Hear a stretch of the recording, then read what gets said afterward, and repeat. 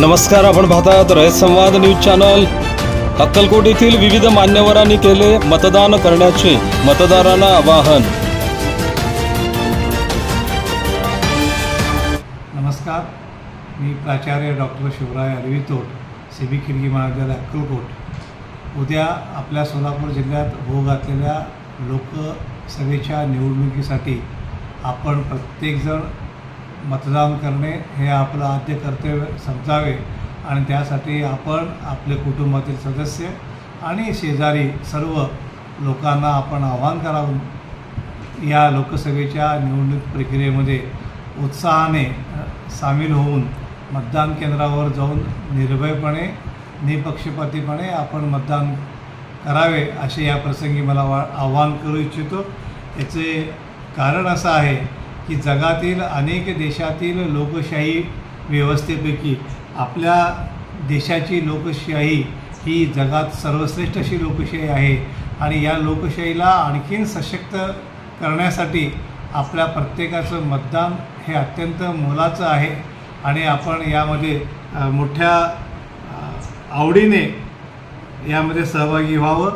कारण देशाच्या प्रक्रियेमध्ये, विकासाच्या प्रक्रियेमध्ये आपला लोकशाहीशी संबंध प्रत्यक्षात येत असतो। त्यामध्ये आपण ही प्रक्रिया एक उत्सव म्हणून साजरी करूया आणि हे करत असताना मतदानाची टक्केवारी वाढवण्यासाठी आपलं योगदान आपण द्यावे असं मी आपणास आवाहन करतो।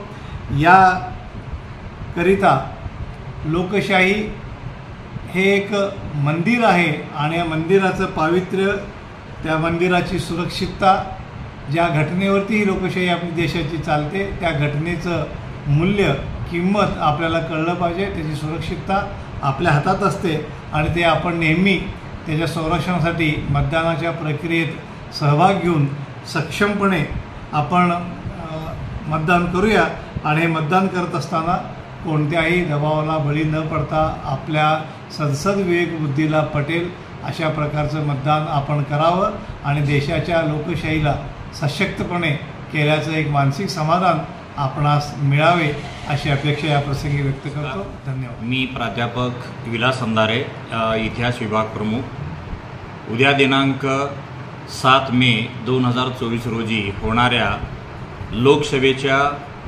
मतदानासाठी एक जनजागृती म्हणून मी सर्व लोकांना आवाहन करतो की आपण म्हणजे लोकशाही जर आपल्याला खऱ्या अर्थाने जर टिकवायचं असेल तर घरातून आपण म्हणजे बाहेर पडायला पाहिजे आणि प्रत्येकाने घरातले जेवढे काही मतदार आहेत तेवढ्या प्रत्येक मतदारांनी येऊन मतदान म्हणजे करावे।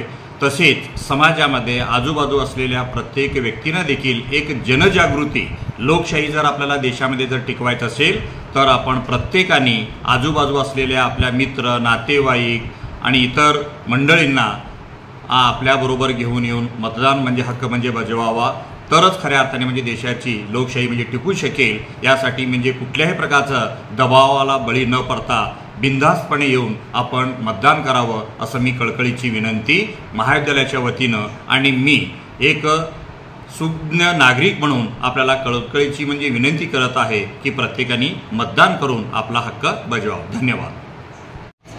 उद्या लोकसभेची निवडणूक होत आहे। ही निवडणूक आपला प्रतिनिधी लोकसभेत पाठवण्यासाठी असतो।